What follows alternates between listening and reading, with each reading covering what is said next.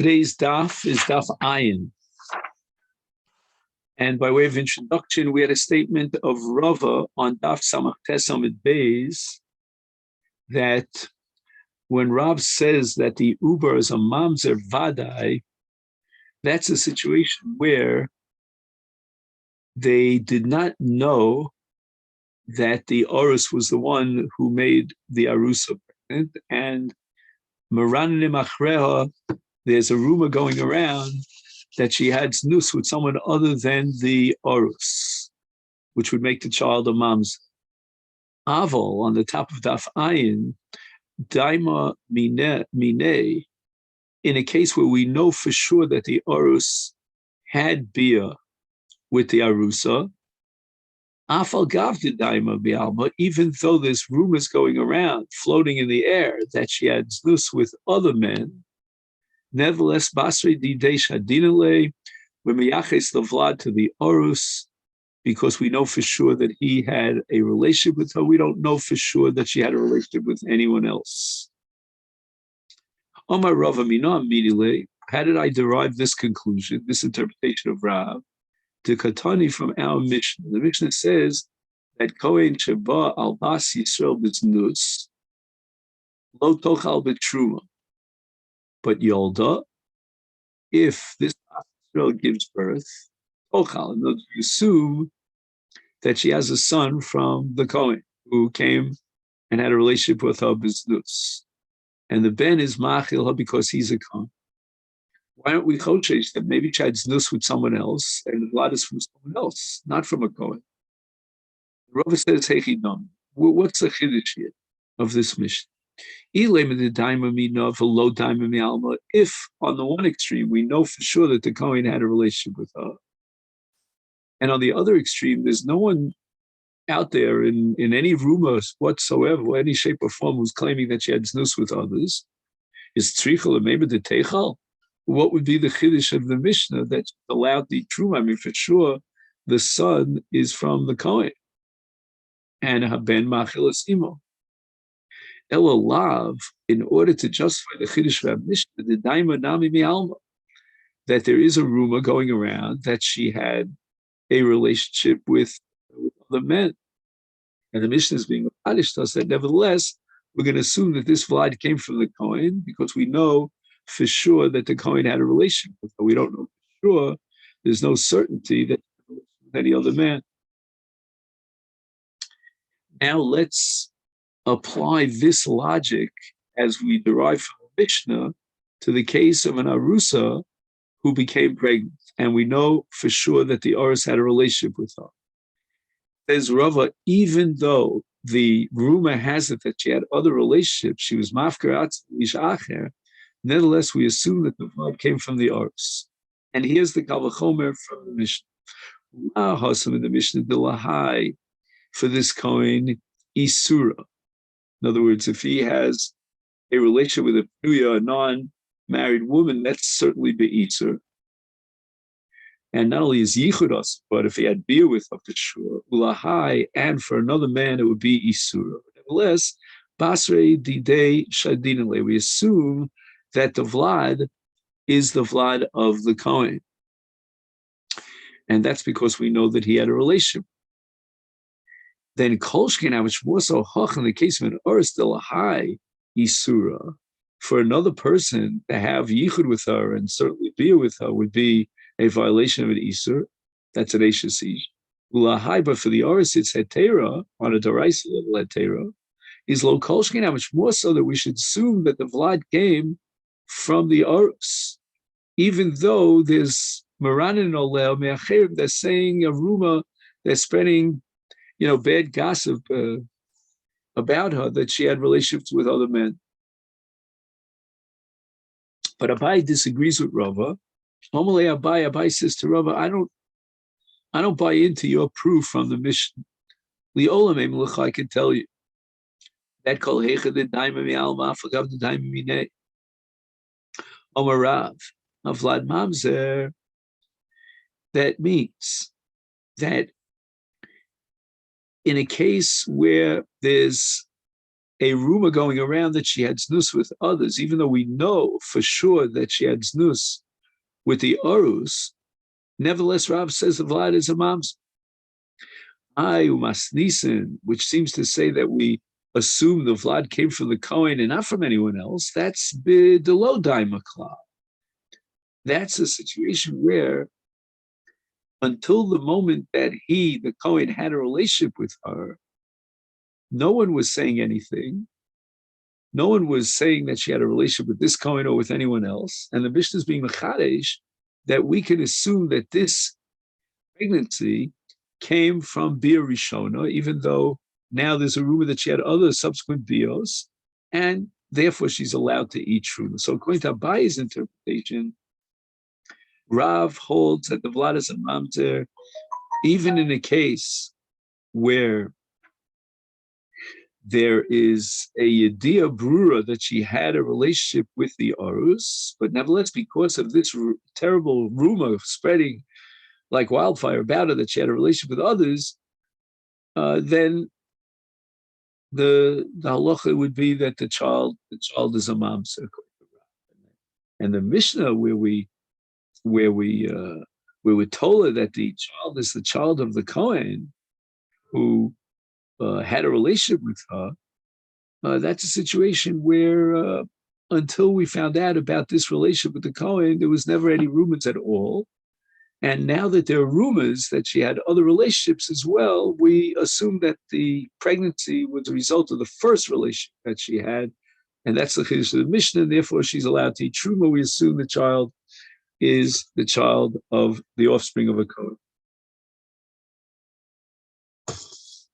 The Mishnah says, "Evet posel mishum bia v'yeinu posel mishum zera." My timer. The last part of the Mishnah here about Evet eino posel mishum zera. Why not? The zera is a zera posel. It's an Evet, and why shouldn't it be posel mishum zera? We have a principle in the Mishnah, posel mishum zera, and the Gemara is Amar Kra.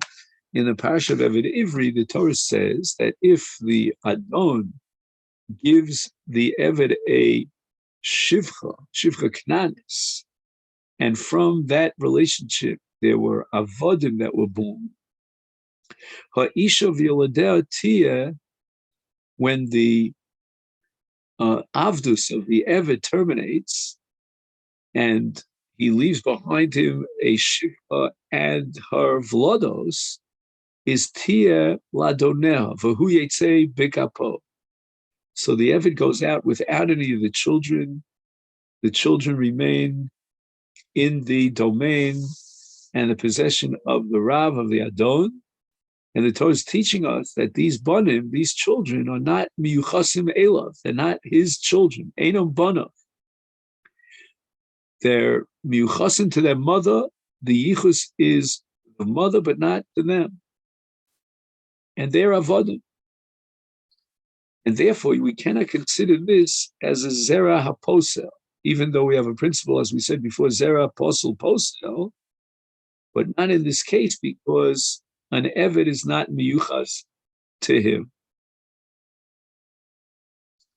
Now the Mishnah says, Mamzer posel umachil, Tanur Rabbana, we learned in a Brisa, it says in the Torah with regard to a Bas Kohen who was married to a Yisrael, Bas Kohen kisia almono grusha, after her marriage with the Yisrael terminates, either because he died or he gave her get, and vizera ela, and she doesn't have any children from this Yisrael that she's married to her ex-husband. And the Torah says, "V'shavel beis avia kinurea milechem avia tochel." She goes back to her original situation in her father's house, and she eats truma. Now, this is a case zera ela, but if she had zera and there was offspring from her husband who was Israel, then that zera is posel milechel betruma. Ainly elazarah. We know that applies to children, but zera zara minayin. How do we know that if she has grandchildren, then the grandchildren will also be what we call a posel? So let's say, for example, her child that she had from this Yisrael died, but that child himself had children, or one child. How do we know that that grandchild would passel his grandmother from eating truma because he's the grandson of the girl that she was married to? Talmud Lomar, v'zera ela mikol makom. She has no zera whatsoever. But if she does have zera, even if it's in the next generation, the grandchildren, that would passel her true. Eliel is zera kosher. Fine. In the case where she has zera kosher, so then there's a clear-cut yichus to her ex-husband who is Israel, and that would be posel from true. But zera posel, let's say, for example, she has a mamzer from another man, right? So this was a situation where she had a relationship with Israel out of the framework of marriage, and the child is now a mamzer. Minayin, how do we know that that mamzer who comes from the Israel is a posel? And that's what we saw in our Mishnah, mamzer posel. Talmud Lomar v'zera ein lo ayin Allah. Ayin Allah means check out the zera and see if you'll find some zera from the Israel which would pass Allah for achilas true. And the Mishnah says posel umachir, and the posuk is only talking about a woman that was married to Israel. She becomes psula because of the zera posel. However, there is a Torah's konim that derives from this drasha that zera posel gam achil es bas Yisrael shenisa lekohen. That also in the flip case where bas Yisrael, if she has zera from the kohen, even if it's a zera posel to mamzer, nevertheless that's machil, and therefore the Mishnah says mamzer machil. The Gemara now raises the following objection: how can you derive from the word ein that zera posel posel? I need the word ein in the posel zera ein la va'fikte. I derive a drasha from that to derive that zera lilmod zera zara posel. We need that word ein to teach me that even a grandson through Yisrael pasels his grandmother, who's a bas kohen, from going back to her father's asti truma. And now you're deriving from the word ein, even if it's zera posel, a mamzer. So the Gemara answers that zera zara lo itzurcha, that in fact the grandson that pasels grandmother doesn't require a posel. We could derive it from elsewhere. And this is a principle that the Gemara formulated way back on Daf Samach Beis, b'nei bodim hareim kibonim. So even without the extra Yitura Dekra and the extra redundant pasuk drasha, we still would know that b'nei bodim are considered zera, but Dekra is zera pasuk. We need it rather to derive a case of a mamzer, that even a mamzer is considered zera, which is posel. Now, in the Mishnah, we learned that if a bas gets married to an eved or to an akum, and from that relationship she has a ben, then it's a mamzer. Amar Reish Lakish, the Rabbi Yochanan man, this Mishnah of ours reflects a particular shita that a Jewish girl who was married to an eved or an akum, the child is a mamzer, even though the violation here, the immoral act, from a halachic perspective, was only that of an Isur Lav, is Rabbi Akiva. Should we assume that our Mishnah reflects the unique shita of Rabbi Akiva, the Yomi Yesh Mamzer Michai V'Lav? And Rabbi Yochanan responds, Afilu Temer Rabbanan.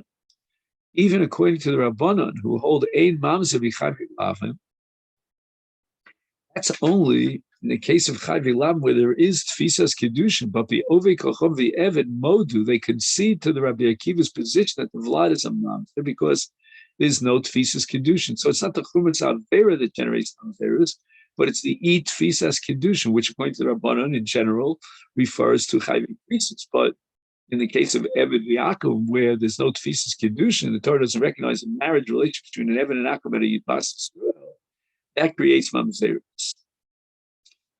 And I'm going to bring a proof, says Rabbi Yochanan, to he also Rav Dimi me Eretz Yisrael, when he came for Eretz Omar, he said in the name of Rabbi Yitzchak bar Rav Dimi, Mishum Rabbeinu, in the name of Rebbe, that Ovi Kochov v'Eved Abol Bas Yisrael Avlad Mamzer. And even though Rebbe is the one, back we saw in Daf Bezam Beis, who disagrees with Rabbi Akiva, and he holds that for Mamzeris you need Chayve Krisus and not Chayve Lav, and nevertheless, in the case of Ovi Kochov and Eved, Rebbe concedes to Rabbi Akiva that the Vlad is a Mam. The Mishnah says, Kohen Gadol, Ha'omim Shaposel, Torah. We learned that a Brisa, Pomim Sha'ish Omeres Hareini Kaporas Ben Biti Kuza. In other words, there are Yisurim that come upon me, suffering, and they should be a Kapora. And these Yisurim are coming from Ben Biti, the son of my daughter, who's a Mamzer, and who Katan V'lo Chashuv. He's not so Chashuv, Kekuza, which is a small kli, small vessel. Shema'ini b'truma v'eni kaparas ben biti kada shepotlani min truma. So if I have a grandchild who's a mamzer, which we'll call him a kli katan, and that's the son of my daughter who's a mamzer, then I can eat truma because of the son of my daughter. But she was born to my husband, a Kohen. But Eni Kaparas Ben Biti, if I have the son of my daughter who's a Kohen Gadol, and therefore he's considered like a Kada, not a Kuzo, but a Kada, which is a very large vessel, who poslani minat Truma, he passes me from Truma. So for that, we go back to review just quickly the case where the Kohen Gadol passes up from Truma.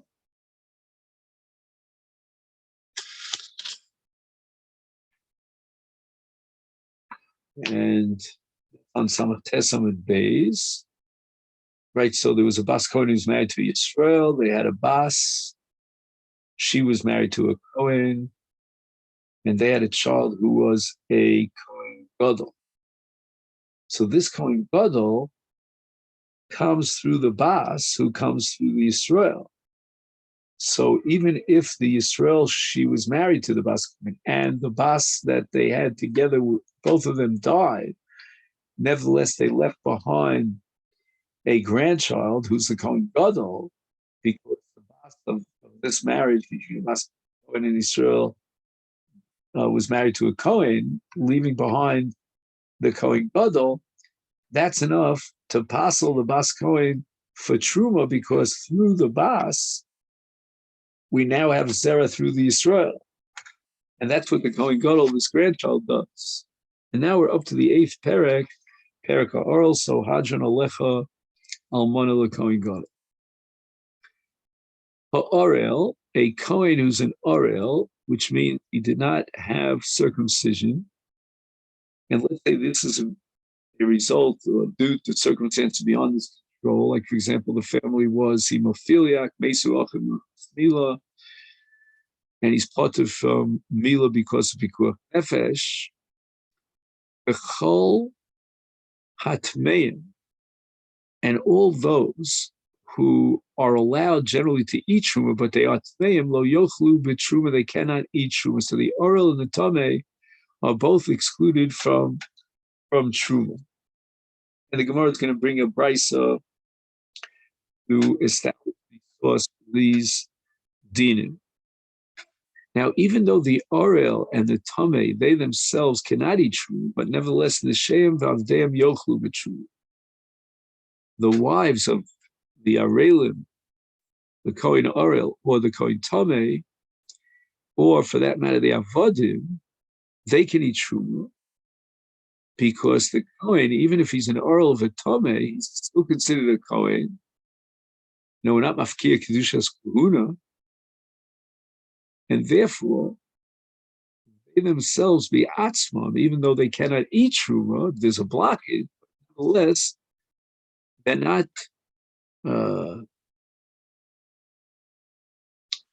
right. They're not able to eat truma because they are what's called mechutzer takana. They need a takana of, in the case of Bilo, or in the case of a Tometara, but nevertheless, it's not a psul kahuna. And if it's not a psul kahuna, they still retain their status on him, and they are machal truma to their wives and to their avad. Now, what if the Kohen is a psuadaka or a krush? And the Torah says that they are not allowed to come into the kohol. Hein v'avdeim yochlu, m'sheim lo yochlu. So a Kohen is a psuadaka or a krushuvcha is allowed to eat truma, and he can be machil to his inyan kaspo, his avodim. However, the wife of a Kohen lo yochlu, because a psuadaka krushuvcha is an asur lava b'kal Hashem linaseh, and through his be'ila with his wife, she becomes a chalala because she's nivel l'pasala. And once she becomes a chalala, she's excluded from kahuna and she's excluded from truma. However, the Mishnah concludes by saying v'im, if she was married to him before he became a psuadaka below yada, and he never had a relationship with her from the moment that he became a Christian or a psuadaka, below yada, he did not have a relationship with her. May us from the moment that shenasa psuadaka shufcha elu yochlu, then the wife could eat. Again, that's only going to continue until she has an intimacy with her husband, and at that point he would have to divorce her. Now the Gemara back on Daf Nud Zayin, and the Gemara later on at Daf Ayin Hey is going to bring a machlokes imrak shoyse nesulo purim. Is our Mishnah talk about a case where she already married him before he became a Christian, already eating truma. Oh, shegamim niseslo achrei shenat muteres v'achilas truma. And there is such an opinion that even if she got married to him after he became a p'tzur, nevertheless, he can be truma, married to a Kohen, because the Torah recognizes the validity of that marriage, and they haven't yet consummated the marriage to make her into a halal. However, there is an opinion that holds that mishtameres l'bia p'tula ochelas b'truma. We usually assume mishtameres l'bia p'tula ain't ochelas, but our Mishnah is saying that ochelas b'truma, even though she's mishtameres l'bia p'tula. Ezu p'tula dakar kol sheniftu abeitim shelo afilu achas mihen. According to this opinion, even if one of his testicles was destroyed, he cannot have children, and therefore he's a p'tula.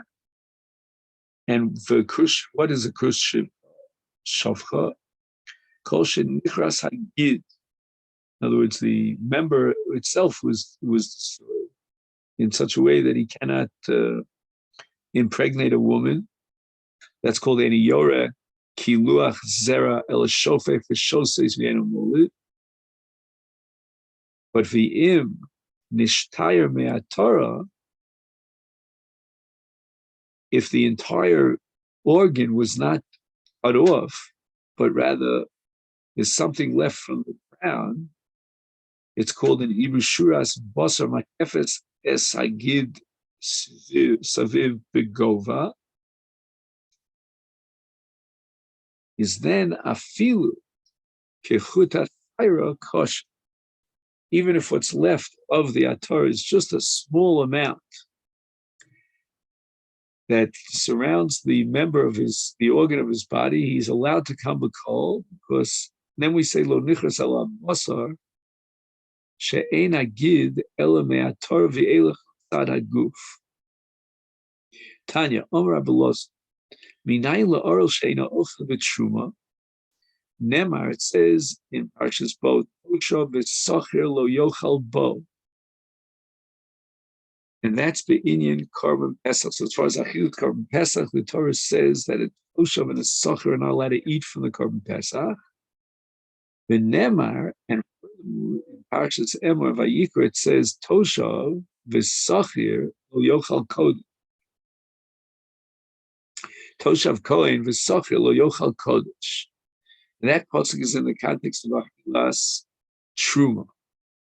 And now we have a Gzeirah Shava between Truma and Karban Pesach because of these words Toshav v'Socher that appear in both contexts. Ma Toshav v'Socher Pesach Orel Asur Bo. The Torah explicitly says in Parshas Bo Kol Orel Lo Yochal Bo. As far as Achilas Pesach, Orel is excluded. Af Toshav v'Socher Omer b'Truma Orel Asur Bo. So an Orel is enjoined from eating Truma. Rabbi Akiva Omer Eino Tsar. I don't need this Gzeirah Shava from Pesach. Orel is excluded from Truma. We could derive that Orel Kohen is not allowed to eat Truma from the pasuk in Truma itself. Areu Omer, it says with regard to Truma, Ish Ish. Now we read the whole pasuk. Ish Ish Mizera Aaron v'hutzarua ozav v'kodsh lo yochal ad asher yitar. The Torah used the word Ish twice. Why the double language Ish, Ish, Ish? L'rabos Orel. So when it says Lo Yochal, it's referring also to Orel. He too does not, he's excluded like a Tameh, who's mentioned explicitly in the pasuk that he cannot eat Truma. Omar Mar, we go back now to the Gzeirah Shava of Rabbi Eliezer, Shenemar, Toshav v'Socher v'Pesach, then Toshav v'Socher v'Truma, ma Toshav v'Socher v'Pesach, Orel, Asur Bo, Toshav v'Socher, Omer v'Truma, Orel, Asur Bo. And that's called muft, meaning in order to justify this Gzeirah Shava, we have to assume that Toshav v'Socher are redundant words. That's called Yitura Dekra. And it's mentioned in the Torah for the purpose of establishing this Gzeirah Shava. We don't need it to derive any other conclusions, any other dinim. The lav mufne, we would not be able to derive a Gzeirah Shava if not for the fact that it's mufne. So to derive this Gzeirah Shava, that in Pesach, Orel Kohen cannot eat from Pesach, to derive the conclusion that an Orel cannot eat Truma, that's derived from Muf, from the Gzeirah Shava, that's Muf. Ikala Mifra, we can set up a Pircha, and that's why we need Yitur Dekra, we need Mufta. This derivation from Pesach is not an ironclad logically convincing analogy. Ma'ala Pesach shekein chayoven aleha mishum pigu v'tameh. So in the case of Karban Pesach, we have a chumrah that you'd have to bring a Karban Chatas if there was pigu. If let's say he ate Pesach after there was a machshavas pigu or nosa, if he would eat the Karban Pesach after Ad Boker, and it's after the morning of the first day of Tummy, or if he was Tummy Pimus Aguf and he ate the Karban Pesach. So we have these chumras, and therefore it makes sense that an Orel is asur in Kedushas Karban, in Pesach. Aval Truma doesn't have any of these chumras. Right? There's no din of a chiv Karban Chatas in Truma because of Pigul no Saratomit. And therefore we might certainly entertain the idea that an Orel Kohen would be allowed to eat Truma. And therefore lie true. Afnuye mufna. So in the light of this pircha, we need, in order to justify validate the Gzeira Shava, we need Mufna. And with regard to Gzeira Shava Mufta, we don't have a pircha. There's no pircha on Gzeira Shava Mufka. That's Mufna. So now we conclude that Toshav v'Sachir, those two words are Mufna, to teach us the Gzeira Shava, that Ariel does not eat truma. So now we have two Gzeira, we have two Toshav v'Sachir, one in Pesach and one in Truma. Which one is Mufna, is extra, is redundant? Hey, Mufna. And the Gemara goes through the possibilities. The Truma, if you're going to tell me that Toshav v'Sachir is redundant in the parish of Truma, that's impossible. I must have Toshav v'Sachir in the parish of Truma to teach us a drasha. The Sanya we learned in a Praisa. Toshav Zeh, and we'll add here the words Eved Ivri, Hakonui Kinyan Olam, which means with an Eved Ivri who's in Nirtza, and he's not Yotze Miyidei Adonoli Olam until the Yovel. Now the pasuk is telling me that even though he's Konui Kinyan Olam and his Adon is a Kohen, nevertheless he cannot eat truma because Ein Gufo Konui Ladonum. Because since he's an Eved Ivri, he doesn't have the status of Konui Kinyan Olam, which is only applicable to an Eved Knani. An Eved Knani is considered Gufo Konui Ladono, and therefore he eats truma because of his Adono, who's a Kohen, but not in the case of an Eved Ivri, even if he's Konui Kinyan Olam, he's a Nirtza, but nevertheless the Adon does not have a Kinyan Begufo. That's derived from Tosha.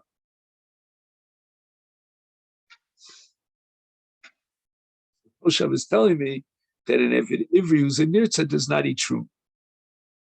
Sachir, Zeh Konui Kinyan Shana. Now we have an Eved Ivri during the 6 years since he was sold, that period of time.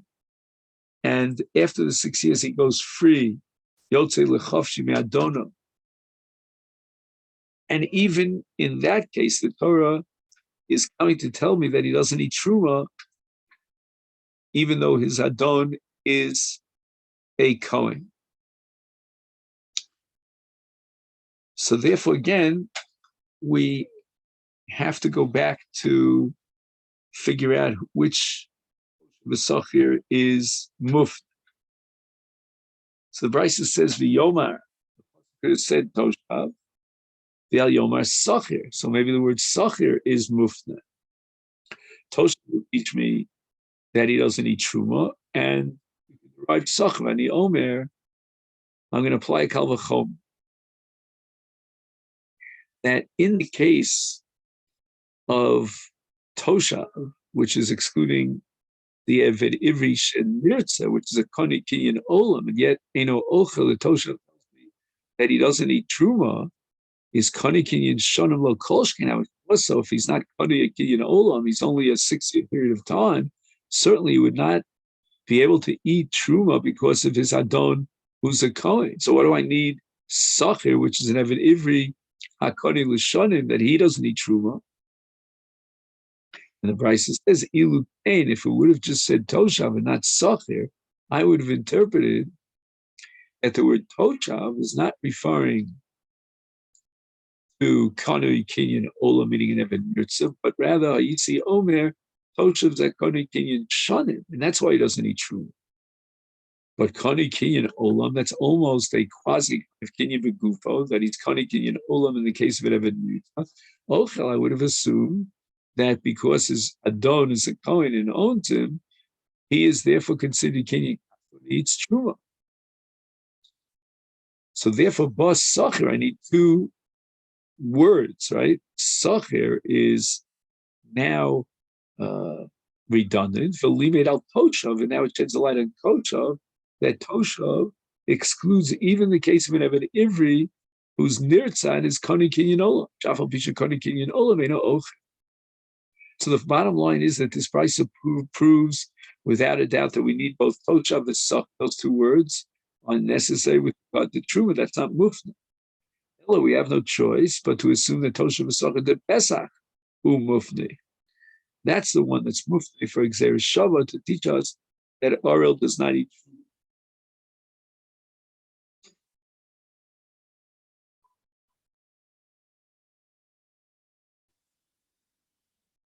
So again, so the Gemara proves from this brisa that the pasuk tosha v'sochir in truma is not mufna to free it for the Gzer Shava, but rather ella the Pesach mufni. So the tosha v'sochir in the parsha of Korban Pesach is mufni, and that frees it for the Gzer Shava to derive the conclusion that Ariel cannot eat truma. So now we now, even though there's a pirch on the Gzer Shava of Truma to Pesach, nevertheless, once we have Mufna, we can rely on this Gzer Shava. So now the Gemara is going to analyze Toshav V'Sachir in the Parsha of Korban Pesach. Hi, Toshav V'Sachir, the Kosav Rachmana B'Pesach, my niu. What kind of a Toshav and a Sachir are we talking about? Name, if we assume that the meaning here is Toshav V'Sachir Mamish, meaning an Eved Ivri, which is either Kanui Kinyan Shanim within 6 years, or an Eved Nirtza, who is a Kanui Kinyan Olam. No, that we have to reject. Mishum Dahavi Le Toshav V'Sachir Iftar Le Mi Pesach. Shall we say that because this Eved has become either a toshav or a sachir, therefore he should be exempt from the Korban Pesach or kaimol on the gabi truma?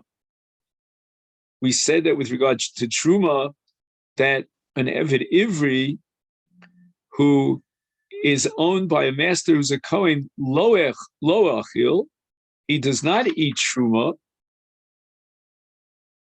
And here we turn to Daf Ayin Amud Beis Alma. We see that the Rav of the Eved Ivri doesn't have a kinyan on the guf, and therefore he cannot eat truma. He's not considered kinyan kaspo of the Kohen. The master is hachanami here in Korban Pesach. Why shouldn't he be like any other Jew who's obligated in the Korban Pesach?